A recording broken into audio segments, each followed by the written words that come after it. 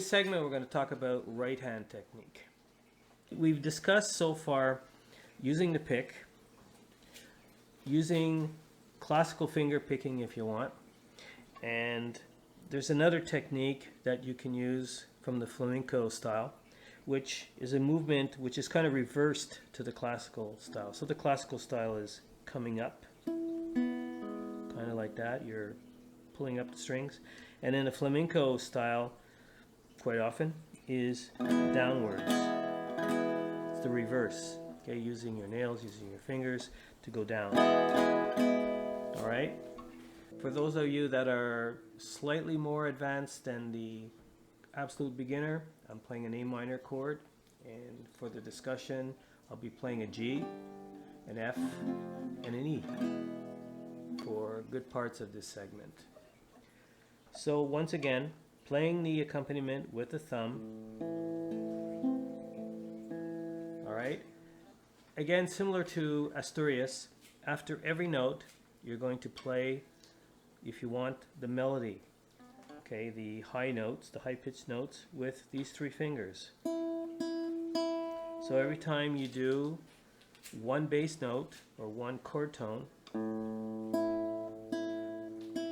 you're going to play three notes with these fingers. Okay, one after the other.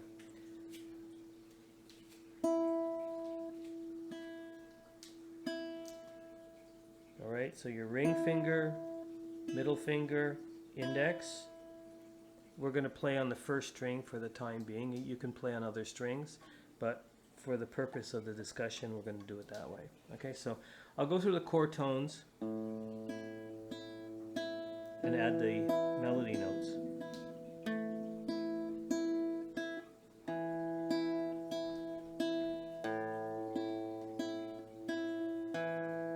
I'll slow it down.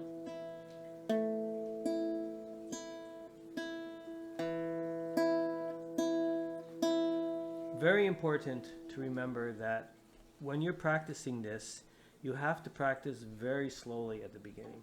You have to find the speed to practice at where you don't make mistakes. Because every time you make a mistake, you learn that mistake.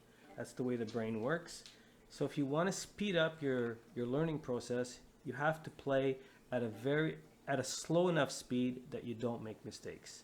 That's critical, okay?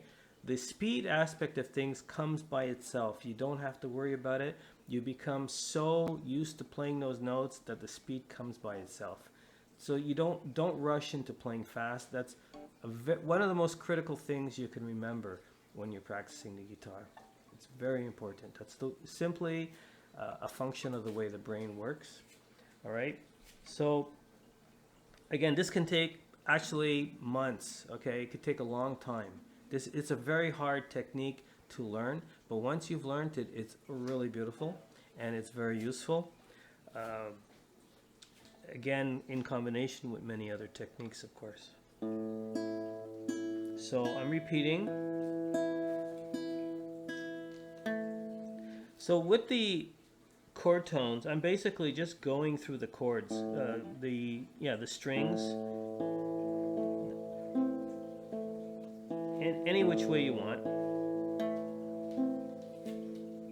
Okay, I'm just playing randomly if you want. Sometimes you can choose whatever chord tones you want to play. Okay, whichever strings you want to play, you can choose them and amuse yourself with that. You can switch chords, so I'll go to the G chord and just go through the chord tones. F. We didn't learn these chords in these segments so far. You can use the chords that we did learn, or if you're more advanced, you can use these chords. We can talk about them in other segments as well. We'll cover everything as we go along. Hopefully we'll wind up making a whole bunch of segments. I will add the chord tones and the melody notes at the same time now.